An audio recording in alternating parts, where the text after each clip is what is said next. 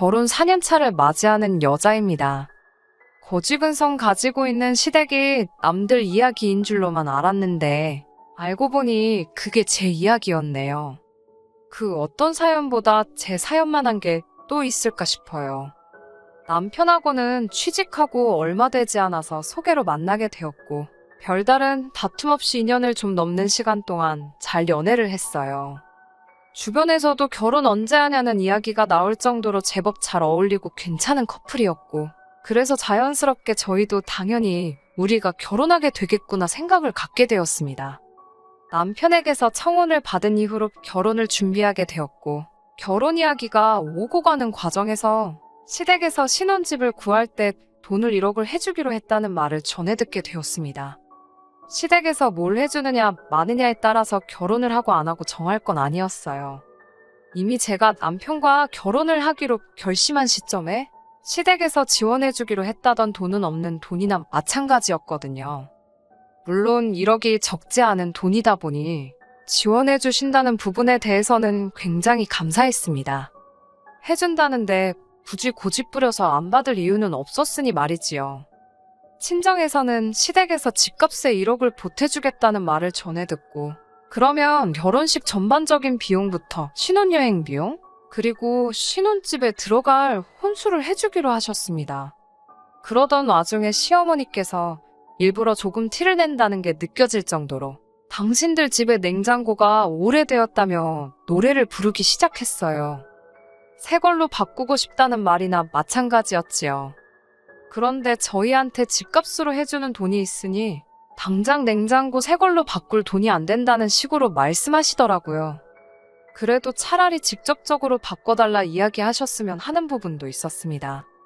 결혼 전에 예단도 주거니 받거니 하고 그러는데 요구 못할 걸 하시는 것도 아닌데 마치 하시는 말투가 우리는 1억을 해주는데 너네는 결혼 비용을 우리보다 조금 쓰면서 이것도 못 해주느냐 하는 식으로 말을 했거든요. 물론 저렇게 직접적으로 말한 건 아니고 정말 빙글빙글 돌려서 말을 하긴 했지만 결론은 자기들이 결혼 비용을 더 내는데 냉장고 정도 바꿔주면 안 되냐 하는 식으로 말을 하는 거나 마찬가지셨어요. 거기에 저희 혼수 알아보는데 냉장고 하나 더 하면 추가 할인이 들어가는 것도 있고 해서 절약도 많이 할 수 있었거든요. 그래서 그냥 더 길게 끌고 말이 서운하네 마네 그런 거 따지기도 피곤해서 어머님 댁에 냉장고부터 바꿔드렸습니다. 그런데 막상 신혼집 끝전을 치를 때가 돼서 시어머니가 말을 바꾸더라고요. 1억을 도와주시는 부분은 여전했지만 그중 3천만 원만 시부모님이 남편 결혼자금으로 그동안 만들어 놓으셨던 돈이고 7천은 전부 다 여기저기서 빌려온 돈이었어요. 그런데 당신들은 돈 갚을 능력이 안 될 것 같다고 그 돈을 저희 보고 갚으라고 하는 겁니다. 결혼식 날짜 잡아놓고 집 계약도 다 해놓고 신혼여행 예약은 물론 혼수까지 이미 다 해놓은 상황이었거든요. 남편도 시어머니가 이렇게 나올 줄은 몰랐던 건지 엄청 당황하더라고요. 예산을 딱 맞추어서 결혼식 준비를 하고 있었기 때문에 그 7천만 원이 없으면 당장 집 구하는 데는 어려움이 따르는 부분이었습니다. 말씀드린 대로 시댁에서 지원해주기로 했던 그 돈이 아니었어도 남편과는 애초에 결혼해도 좋겠다는 마음을 먹게 만들 정도로 저한테 잘해주던 사람이었고 그 사실은 변하지 않는 거잖아요. 심호가 난데없이 이제 와서 말을 바꾸는 부분에 대해서는 솔직히 파혼까지 생각할 수 있을 만큼 서운하게 만드는 일이었지만 그 돈이 없었어도 어차피 신혼집을 구하는 과정에서 모자란 부분에 대해서는 저희가 대출을 받아서라도 집을 구하게 되었을 터이니 좋은 게 좋은 거다 하고 그냥 넘어가기로 했어요. 따지고 보면 남편이나 저나 모아놓은 돈이 거의 비슷한 상황이었고 어쨌든 3천은 실제로 해주셨던 부분이기 때문에 시댁의 냉장고 새 걸로 바꿔드린 거 제외하면 반반 결혼한 거나 마찬가지니 기분 서운하게 된 걸 조금만 접어두기만 한다면 딱히 파혼까지 해야 할 정도로 큰 문제가 될 일은 아니었으니까요. 요즘 세상에 대출도 능력이라는 말이 있긴 하지만 저는 빚을 극도로 싫어해요. 과거 IMF 때 부득이하게 저희 집에 대출이 생기면서 그 대출이자 갚아가며 생활한다고 한동안 온 가족이 고생을 하던 걸 보고 자란 기억이 저한테는 굉장히 안 좋은 기억 중에 하나거든요. 그때 친정 부모님께서도 서로 많이 싸우기도 하셨고, 그 기억 때문에 그런지 저는 누군가에게 빚을 지고 있는 상황이 썩 마음에 들지 않았습니다. 그나마 다행이었던 건 저나 남편이나 그래도 월급 적당한 직장을 다니고 있었고, 한동안 맞벌이 생활을 유지할 계획이었기에 시어머니 앞으로 있던 빚 7천을 생각보다 더 빠르게 갚아나갈 수 있었어요. 결혼 2년 만에 시어머니가 갚아야 할 빚은 7천에서 3천으로 줄어 있었고, 저희 나름대로 생활비 충당하고 허리띠 졸라매가면서 1,000만 원의 저금을 따로 만들 수 있었습니다. 그 빚을 갚는다고 저희가 많이 아끼면서 살았어요. 갖고 싶은 거 참고 집에서도 관리비 아낀다고 추우면 추운 대로 옷 한두 개 더 껴입고 하는 식으로 아낄 수 있는 부분은 최대한 견뎌내면서 말이지요. 그런데 언젠가 시어머니가 저희한테 불만을 토로하더라고요. 다른 집 자식들하고 저희를 비교하기 시작한 거예요.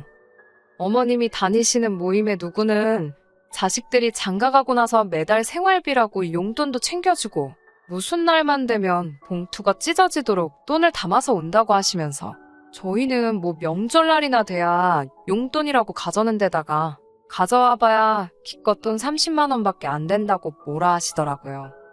그 집구석 옆편네는 100만 원을 받았네, 명품 선물을 받았네 하면서 자랑을 하는데 당신은 그 자리에서 입도 뻥긋 못해서 아주 쪽팔려 죽겠다고 하시면서 말이지요. 그 상황에서 시어머니는 남편까지 같이 싸잡아서 뭐라 하시긴 했지만 그 말에는 그 중에서도 제가 가장 큰 문제라는 식으로 말을 하셨어요. 원래 우리 아들이 안 그랬는데 며느리란 게 아주 어디서 자린고비가 들어와서 경제권을 틀어지고는 시댁으로 가는 돈을 다 막고 있다는 식으로 말하더라고요. 매달 챙겨드리지는 못해도 명절날과 생신, 어버이날 이렇게만큼은 최대한 챙겨드렸어요. 그리고 시댁이나 친정이나 차별 없이 뭐 가는 부분에 있어서는 무조건 똑같이 하려고 노력하고 있습니다. 노력을 한다는 건 한쪽으로 치우쳐져 있다는 게 아니라 꼭 현금이 아니라 필요한 선물을 사드린다고 하면 양가에 비슷한 가격대의 선물을 한다는 뜻이고요. 돈 관리를 제가 하고 있는 건 맞긴 하지만 1년 반 만에 빚 4천을 줄이고 저희 저금도 따로 가지고 있을 정도로 잘하고 있으면 칭찬까지 들을 건 아니지만 충분히 잘하고 있다고 생각하는데 그걸 마치 제가 시댁에는 돈 한 푼 못 가게 만들고 친정만 편애한다는 식으로 말을 하니 어이가 없더라고요. 그나마 그 상황을 참을 수 있었던 건 남편이 나서서 한마디를 해줬기 때문입니다. 그 집에서는 결혼할 때 집 해줬나 보지 하면서요. 생각도 안 했던 대출 갚고 있는데 말 그렇게 하면 섭섭하다면서 우리한테 뭐라고 하기 전에 그 옆편네라는 분한테 아들 장가갈 때 얼마나 해줬냐고 먼저 물어보라고 딱 잘라서 말해주니 얼마나 고맙던지요. 시어머니는 약이 잔뜩 올랐는데 당장 자기 아들이 저렇게 나오니 뭐라 말은 못하고 손만 바들바들 떨고 있더라고요. 그래도 남편이 중간 역할을 잘 해주고 있는 상황이었으니 제가 따로 걱정할 일은 없었어요. 하지만 시어머니는 이걸 계기로 오히려 저희를 더 벼르고 있었던 것 같더라고요. 작년 초가 돼서 시어머니 앞으로 받았던 대출은 다 정리를 하게 되었습니다. 요즘 금리를 보면 사실 대출 조금 가지고 가는 것도 나쁘지 않은 상황이기는 했는데 그렇다고 해서 저희가 여유 자금을 어디 투자하고 있는 것도 아니고 현금으로 가지고 있는 게 최고라길래 그러고 있는데 괜히 낮은 이자에 얼마 남지 않았다고 해도 달마다 대출이자 나가게 둘 필요는 없다고 생각해서 대출금부터 싹 정리를 했어요. 큰 숙제 끝낸 것 같고 이제부터 진짜 결혼 생활 시작이라는 기분도 들고 여러 가지로 시원섭섭하더라고요. 어쨌든 큰일이 넘어갔으니 자축하는 의미에서 가족들 불러 모아 식사하는 자리를 가졌습니다. 친정 식구들 불러서 식사하는 자리도 있었고 시댁 식구들 불러 모아 식사하는 자리도 따로 갖게 되었네요. 그런데 시어머니가 저희 집에 오더니 정말 전에 없던 거지근성을 부리기 시작하는 겁니다. 저희 결혼 생활하는 4년 사이에 집값이 엄청 올랐어요. 저희 집 샀을 때랑 비교했을 때 1억 5천이 넘게 올랐거든요. 집값 오른 것만 보면 좋은 일이긴 한데 그건 우리 집만 올랐을 때 이야기라고 생각해요. 요 몇 년 사이에 집값이 저희 집만 오른 게 아니잖아요.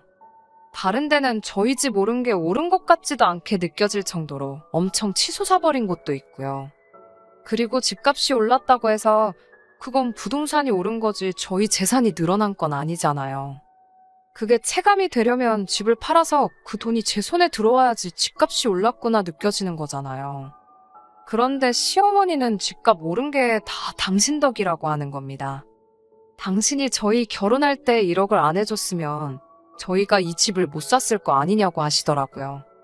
그러니 1억 5천 집값 오른 게 당신 공이 크다면서 11월에 시집 가게 된 신우 결혼 비용을 저희 보고 내라고 이야기하시더군요. 애초에 시모가 신우한테도 말하길 저희가 결혼할 때 시댁돈을 다 끌어가 놓고선 얼굴에 철판 깔고 한 푼도 돌려주지를 않는다며 기브앤테이크도 모른다고 뭐라 했었나 봐요. 신우는 그 말을 고지고대로 믿어서는 저희 때문에 자기 완전 팔려가게 생겼다면서 한바탕 난리가 난 적이 있었거든요. 다른 건 몰라도 다른 사람도 아니고 남편 여동생인데 축의금으로 돈 100만 원 정도는 할 생각을 가지고는 있었는데 막상 신우 결혼 자금을 이런 식으로 저희 보고 내게 만들려고 하니 이럴 거라고는 상상도 못했고 그나마도 돈 얼마 축의금으로 주려던 것도 주기 싫어지더라고요. 신우도 솔직히 양심이 있다면 그러면 안 되는데 당장 남자애 가는 거에 비해 꿀리게 해가서 시집가서 시댁 눈치란 눈치는 다 보게 생겼으니 그건 싫었는지 시어머니 따라서 막무가내로 저희 보고 해달라는 식으로 나오더라고요. 집값 오르지 않았냐고, 우리는 돈 많이 벌지 않았냐고 하면서 욕심 좀 그만 부리라면서요. 보다 못한 남편이 가족들 다 같이 식사하자고 모인 자리에서 또 한마디 하더라고요. 거지근성 좀 그만 부리라고. 집값이 우리 집만 올랐냐고. 다른 집도 다 올라서 이 집 팔아봐야 세금 떼고 못 떼고 하면 더 좋은 집은 커녕 더 구린 집으로밖에 못 가는 거 모르냐고 하는 겁니다. 가뜩이나 이제 겨우 빚 다 갚았는데 집이라고 있는 거 괜히 집값은 올라가지고 세금만 더 내게 생겼다고. 그리고 시모한테는 다시 이제 우리 돈 다 갚았다고 그러니까 신우한테도 7천 해주고 그 돈 결혼 후에 알아서 갚으라고 하라고 하라더군요. 그래도 내 남편이라고 내가 하고 싶었던 이야기만 쏙쏙 골라가지고 하는데 속이 다 후련하더라고요. 차라리 집값 쏠랐다고 한턱 쏘라고 했으면 쐈을 텐데 이건 뭐 날강도 아니고 자기 딸 결혼을 아들 내외가 힘들게 벌어놓은 돈 가지고 시키려고 하다가 시어머니 결국 또 본전도 못 찾고 된통당하게 되었지요. 여기서 끝났으면 저도 어느 정도 남편의 대응에 기분이 많이 섭섭하지도 않았고 좋게 좋게 넘어갈 수도 있었는데 시모와 신우가 뒤끝을 부리기 시작한 거예요. 신우와 남편이 공통으로 알고 있던 지인들부터 해서 시외가 사람들한테 저희들 뒷담화를 아주 있는 대로 하셨더라고요. 하지만 이 모든 상황에 항상 제일 나쁜 사람은 이 모든 일의 원흉이 저인 것처럼 이야기를 하고 다녔더라고요. 남편이 결혼 전에는 가족들을 제일 먼저 챙기고 첫 월급 탔을 때 부모님 선물도 사주고 대학생이던 신우 용돈도 주고 했었는데 이제는 가족들 뒷전이고 돈 벌키는 지 마누라한테 꽉 붙잡혀서는 1,000원짜리 한 장 쓰는 것도 덜덜 떤다는 식으로요. 시어머니와 신우가 그런 말을 퍼뜨리고 다닌다는 사실도 그랬지만 사실 중간에서 이런 상황이다 하고 말 전하는 남편 지인들부터 시외가 친척들까지 제 입장에서는 전부 다 마음에 들지 않았습니다. 오죽하면 제가 이런 소리 들어가면서 살바해 그깟 신우 결혼자금 내주고 2번 다시 아무 말도 못하게 만들어주는 게 마음이라도 더 편하겠다 하는 생각이 들었어요. 남편은 뭐 남들이 하는 말에 신경 쓰냐면서 우리가 잘못한 게 있는 것도 아니고 그냥 신경 쓰지 말라고 했지만 그래도 자꾸 마음에 걸리더라고요. 남편도 괜찮은 척 하고는 있지만 곧 있으면 자기 여동생이 결혼하는데 뭐라도 하나 해주고 싶은 마음이 얼마나 들었겠어요. 작년에 제 남동생 결혼할 때도 처남 축의금이라고 제가 따로 부탁하지도 않았는데 자기 용돈 모아서 챙겨와가지고는 제 동생한테 따로 100만 원 찔러줬었거든요. 그것 때문에 그랬나 신우와 시모가 치사하게 나오는 건 둘째치고 남편이 제 가족들한테 알아서 잘하는 모습 하나만 보고 그냥 넘어갈 수는 없겠더라고요. 그래서 애초에 남편하고 이야기했던 게 신우 결혼하게 되면 돈 100만 원 축의금으로 해주자였는데 이야기 듣자 하니 정말 시부모님께서 신우 결혼한다고 아무것도 안 도와주는 것 같아 세탁기 정도는 저희가 해주기로 했습니다. 건조기까지 포함해서요. 이러나 저러나 신우는 결혼을 할 테고 신우가 직업도 딱히 없다 보니 집안일도 하게 될 텐데 괜히 아무것도 안 해왔다고 눈치 보고 살 거면 빨래라도 좀 편하게 하라는 취지도 있었어요. 사실 신우랑은 긴 이야기 하고 싶지 않아서 그냥 알아서 해줄까 싶었지만 그래도 신혼가전인데 신혼집 인테리어도 있고 선호하는 브랜드도 고려하고 해야 할 테니 결국 신우에게 어떤 모델을 원하는지 직접 물어보기로 했습니다. 그날 이후로 신우와는 거의 연락도 없이 뜸하게 지냈는데 막상 연락해서 세탁기 보러 가게 만나자 하니 좋다고 괜찮은 날을 잡더라고요. 그래서 저희도 이왕 선물하는 건데 좋은 마음으로 하자. 뭐 이런 식으로 생각을 하고 있는데 막상 약속 당일에 가니까 시어머니랑 신우가 같이 있더라고요. 남편은 회사 일 때문에 저만 혼자 나왔던지라 그 상황이 전혀 내키지가 않았습니다. 하지만 그때까지만 해도 마음 한편으로는 세탁기는 혼수 중에 하나니까 시어머니가 같이 나오신 거겠지 하고 좋게 생각하려고 했습니다. 한편으로는 신우 결혼하는데 한 푼도 못 보태준다고 하셨지만 이러나 저러나 자기 딸이 결혼하는데 정말 그냥 넘어가겠어 싶었고 이왕 세탁기 보러 나오신 김에 다른 거 해주시려나 보다 하는 기대가 있었지만 어김없이 제 기대는 기대일 뿐 현실은 냉정하더라고요. 이미 제가 도착했을 때 신우는 시어머니랑 팔짱 끼고 에어컨이며 냉장고 같은 큼직큼직한 가전 위주로 구경을 다니고 있었어요. 저 같은 경우에도 볼 일이 있어서 빨리 세탁기만 정해서 결제하고 돌아가야 하는 상황이었는데 두 사람은 다른 거 본다고 제가 도착한 거 다 알고 있으면서도 자기들 보고 싶은 거 보러 다니느라 저는 안중에도 없더라고요. 시간이 촉박해서 신우한테 일단 세탁기만 먼저 고르자고 했어요. 그런데 시어머니는 대뜸 해줄 거면 다 해줘야지 어떻게 세탁기만 해주냐고 하면서 냉장고며 에어컨이며 김치냉장고며 어머님이 벌써 신우랑 일찍부터 와서 다 골라놨다고 하면서 그것까지 다 결제를 하라고 하시더군요. 저한테 돈 맡겨놨어요? 이 한마디가 목끝까지 차올랐지만 일단 참았습니다. 저는 세탁기를 해주겠다고 온 거지 다른 거 해줄 여유도 없고 그래야 하는 이유도 없다고 다시 설명을 드렸지요. 그러니까 또 시어머니가 돈 없다고 하는 저 꼬라지 좀 보라면서 그때 했던 레파토리를 그대로 읊으시더라고요. 자기가 돈을 도와준 덕분에 저희가 오를 집을 사서 큰 돈을 벌었으면서 당장 시집가는 신우 혼수도 못 해주느냐는 식으로 소리를 치더라고요. 레파토리는 그대로였지만 시어머니가 잘못 생각하고 있던 게 하나 있었으니 저도 그때까지 그냥 참고 넘어가려다가 언제까지 남편한테만 맡길 수는 없겠다 싶어서 제 핸드폰을 꺼내드렸습니다. 그리고 인터넷에 저희 집 주소 입력해서 시세를 다시 한번 보여드렸어요. 저희 신혼집이 요즘 뉴스에 많이 나오는 집값이 제자리를 찾아가다 못해 하락했다는 그 동네 중 한 군데거든요. 저희 집과 같은 평수 마지막 거래 매물이 얼마 전이고 급매였긴 했지만 저희가 처음 집을 매매에 들어갔을 때보다 3천만 원이나 내린 가격이었어요. 주변에서는 뭐 편법증여다, 영끌 쪽이 버티다 못해 떨어져 나간 거다, 뭐 그런 이야기가 많았고 시세는 아직 저희가 샀을 때보단 조금 높이 책정돼 있기는 했지만 시어머니한테는 마지막 팔린 매물 가격을 보여주면서 집값이 오른 게 어머님 덕이라서 저희가 어머님께 돈을 드려야 되면 지금은 집값이 내려갔으니 어머님이 저희한테 돈을 주셔야겠다고 한마디 쏘아붙였습니다. 그렇잖아요.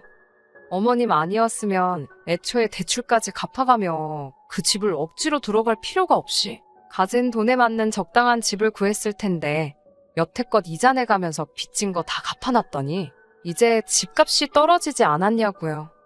손해 감수하고 그래도 신우라고 시집 가는데 빈손으로 보낼 수 없어서 세탁기라도 해주려고 했는데 이렇게 손해보는 마당에 신우 세탁기까지 해주면 저희도 손해가 막심하다고 그냥 세탁기도 없던 일로 하겠다고 하고 뒤돌아서 매장 밖으로 나갔습니다.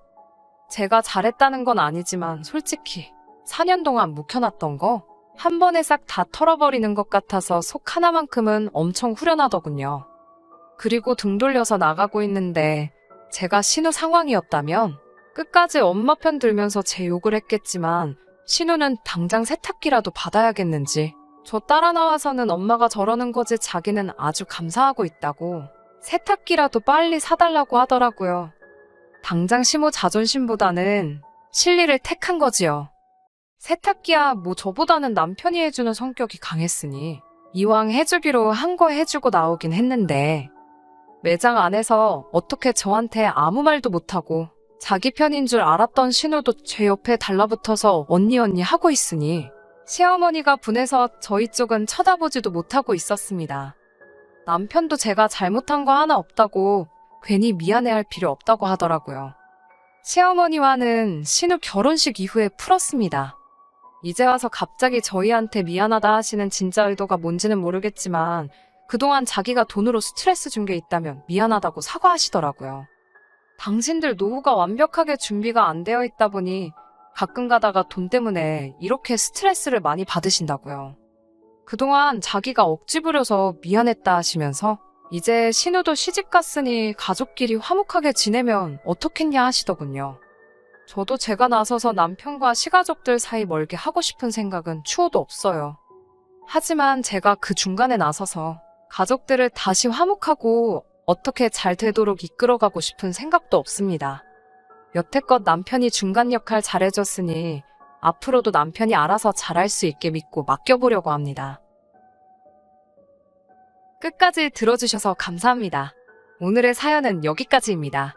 구독과 좋아요, 알람 설정 부탁드리고 더 좋은 사연으로 다시 찾아뵙겠습니다. 감사합니다.